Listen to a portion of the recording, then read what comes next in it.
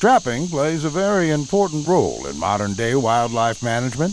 Professional wildlife biologists monitor fur-bearer populations to maintain a healthy and sustainable harvest of this important, renewable natural resource. Trapping provides recreation and income for licensed trappers across this country.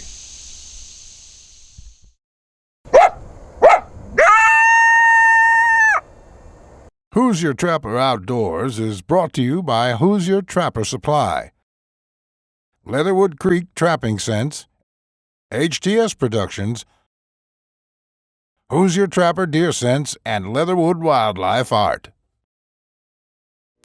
Okay, thanks for joining us for episode 12 of Hoosier Trapper Outdoors. On this episode, we will be checking traps in Mississippi, and then at the end of the show, we're actually going to show some footage from the present season here in Indiana. So Justin and I both have just some footage that we'll show to kind of close the show out. We'll have our trapline tip and product highlight. And before we get started, I want to talk to you about some things that you can do on your own in terms of making your own attractants. Something that you can make yourself, you can certainly buy it. We sell Predator Gravy, and then you can, but you can kind of play around with making your own enhanced urines or trailing scents, that type of thing. I've talked about this before, but basically you want to take urine, and you can use bobcat, coyote, or fox urine, and then you want to mix. This is propylene glycol or glycerin with the urine. Either one of those products will work well. Glycerin, if you use it, it's got a heavier consistency to it and is less temperamental in terms of absorbing other smells if you're not prior to mixing. Once it's mixed, it's not an issue.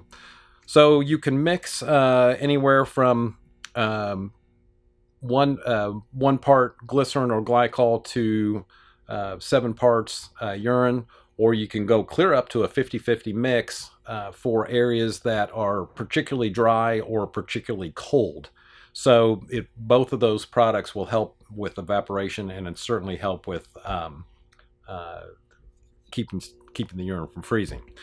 Now, the additions to the urine, you kind of got to use your imagination, but there are some suggestions that you could try. One would be gland lure mixed with the urine would be appropriate to the urine that you're mixing with, or you could even go out of that realm and even mix it up. So in other words, if you were using bobcat urine, you could put coyote gland lure in there, or you could put bobcat gland lure with bobcat urine. So, but you can kind of play around with that stuff and see what works for you. In testing lure, 1 or 2 tests are not enough. You need different times of year. You need different weather conditions, maybe even different species, different locations. All of that will factor into the effectiveness of what you're making. So in other words, 1 or 2 tests, and whether it's positive or negative, doesn't mean that it's a great product or a bad product.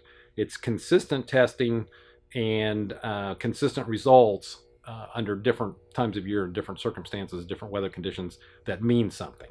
So don't jump to conclusions too quickly. So another addition that you could add to it is straight up beaver castor, ground beaver castor. You could add a liquid castoreum, which would mix in easier. You can add asafoetida. You could add tonquin. You could add musquetone. Anything that would go along with predator attraction.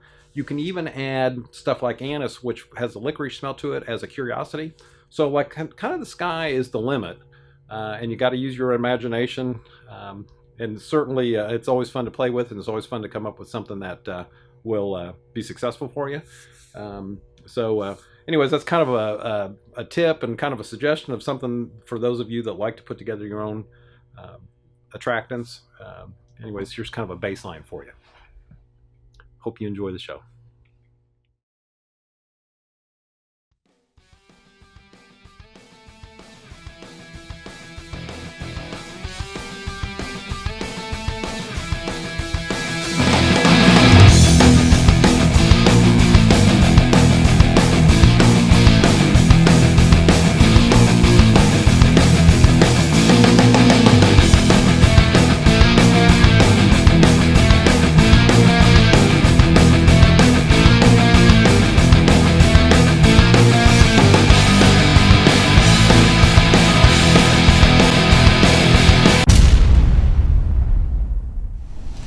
All right, welcome to check day 9. Got one more day left after today, and then we're heading home.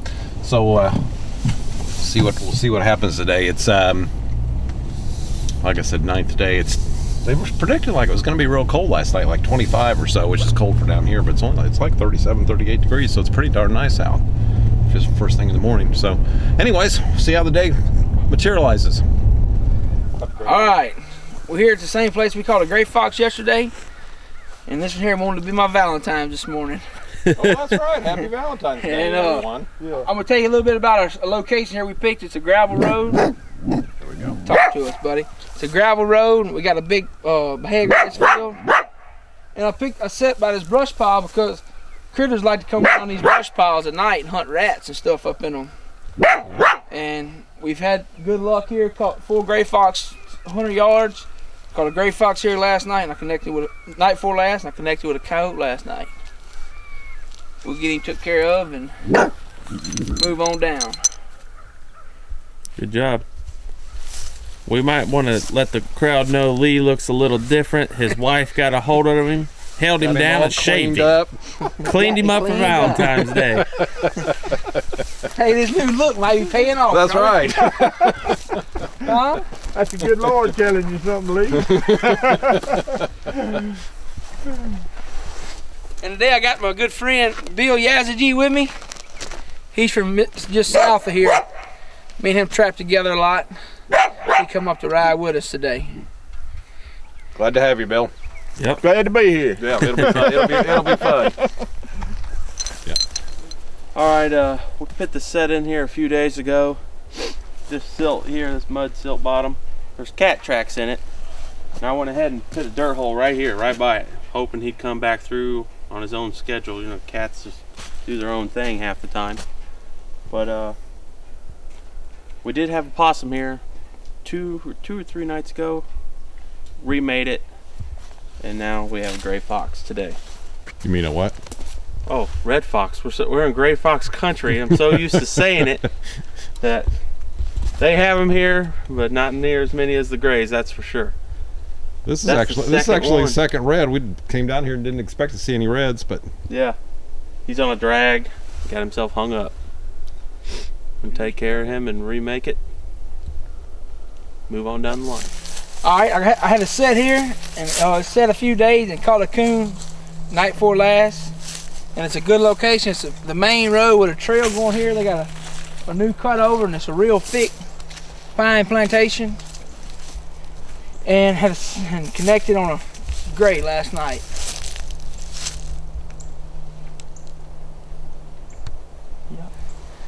All right, Lee went back and pulled a couple otter sets basically on the river while we were fixing up a couple sets. So we went back there. Well, there was no otter, but there was a beaver there. Big one. Big one, we whopped him. Big old whopped beaver here. Was there any beaver sign down there? Nope, Just passing through. it's just passing through. Female.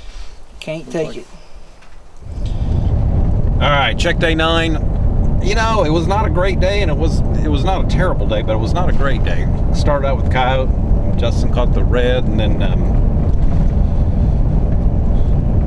Lee picked up that beaver in an otter set that when he went down to pull it, so it was there. But you know, it was kind of funny. There was no beaver sign or anything. Thing must have been passing through or whatever. But the beavers are odd here because they don't leave a lot of sign, and because their vegetation's green year round. So they don't cut trees like they do back at home or in the northern part of the country. So they don't leave a lot of sign like they do up there.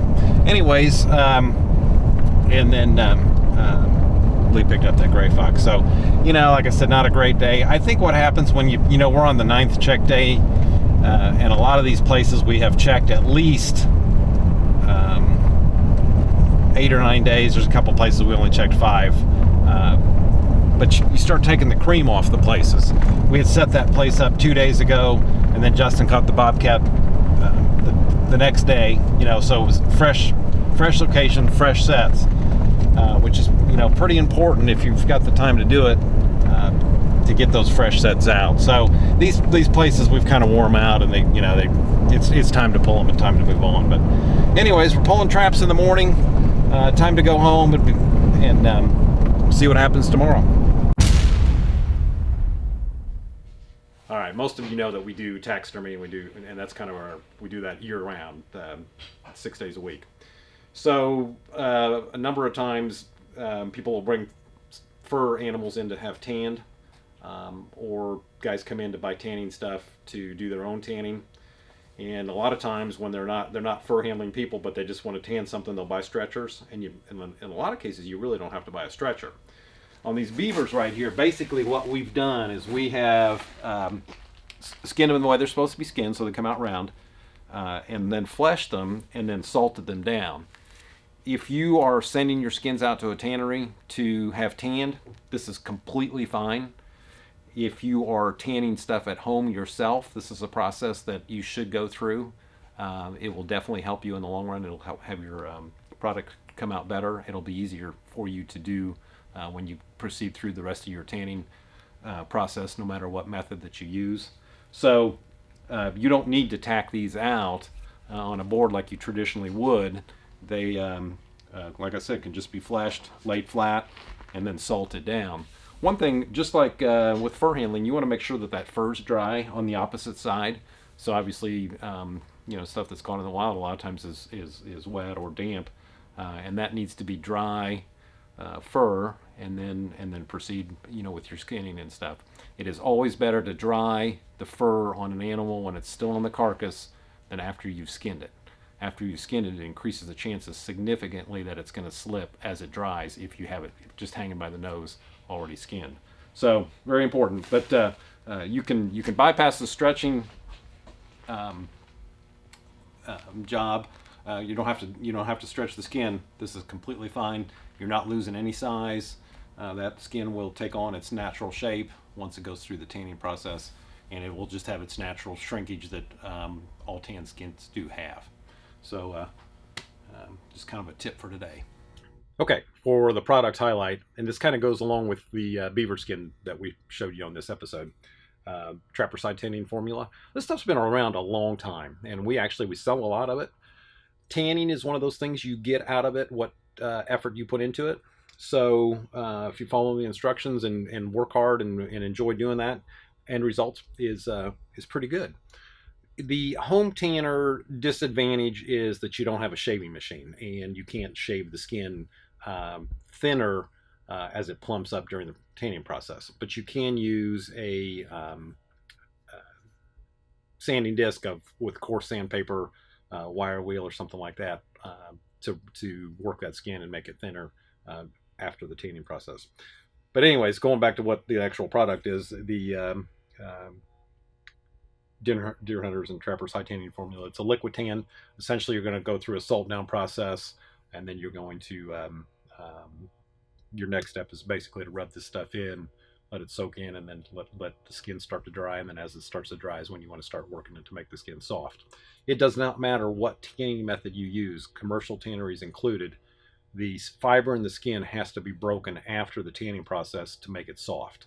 So, people come in with the misconception that the tanning formula is what makes the skin soft. It basically turns the skin to leather in a chemical process that I can't explain, but the fiber broken in the skin after the tanning process is actually what makes it soft. So that's pretty important. But anyways, this stuff is simple to use. I've seen results that people have done skins with this. Results are good, and so you might give it a try. Just if you want a project for late winter or early spring, the skins that you caught, and you're still going to go through the salt down process like we talked about earlier. And so anyways, you might consider it. Comes with full instructions, so it's all there telling you how to use it.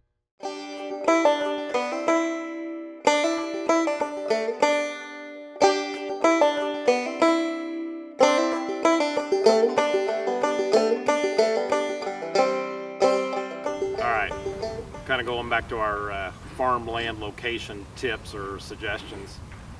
This place here got quite a history with it, but basically Jake has a dirt hole set right over there, and I've got one right here. We've got the edge of the bean field here. We've got the cow pasture behind us, We've got a creek right over here. We've got an open gate right here, and we're in a corner. So we've got a lot coming together right here in this location. You know, even though we don't see any coyote tracks in the dirt, you know, like I said, past history has told us this is a travel way for coyotes. Certainly all of those things point to, you know, this being an excellent location here. So, you know, we'll give it a shot for the next 3 weeks, see what happens here. The farmer basically came over the other day and said, hey, we got coyotes coming through there all the time. You guys want to come over and set it up? And we said that we would. So that's kind of where we're at. We'll see what happens. Clearly, like I said, clearly we've got an excellent spot here, an excellent spot for a long path of travel for coyotes. Jake? I know. There's a possum in my trap. It's never a great thing, and I said specifically yesterday, I go, made a perfect coyote set, and I guarantee a possum's going to be in it in the morning, and I guess I shouldn't have said anything at all. Remember when you were little, like 8 or 9 years old, and we'd come over here, and every time you came with it, we'd catch a possum? Yeah. Yep. Well, it hasn't changed. So. No, it hasn't changed.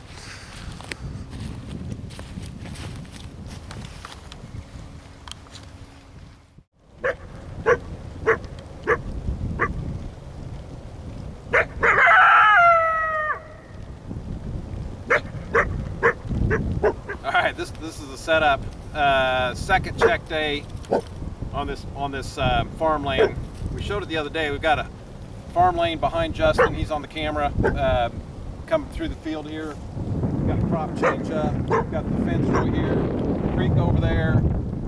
Cow pasture with the trees. Just kind of just classic setup. Jake made this set. Jake made. He's a talker. Jake made this set, and he's got school obligations today, so he wasn't able to check. So I told him yesterday, I said, you're not going to be able to go tomorrow. You'll probably catch something. So he did, which is a good thing, but it's too bad he's not here. So anyways, check day 2, coyote on this farm here. What's up, guys? We're here on the trap line, check day 5 at this location. I only had 3 traps out here, you know, holiday weekend with Thanksgiving and everything. I didn't go crazy, I knew there was coyotes running through here. But it took 5 days to connect. Got my buddy behind me and his other buddies over there just looking at me across the field. So we doubled up at this location. Pretty pumped about that. First night we set, weather was perfect, you know, figured animals be moving good, which they probably did, but they just didn't come through here.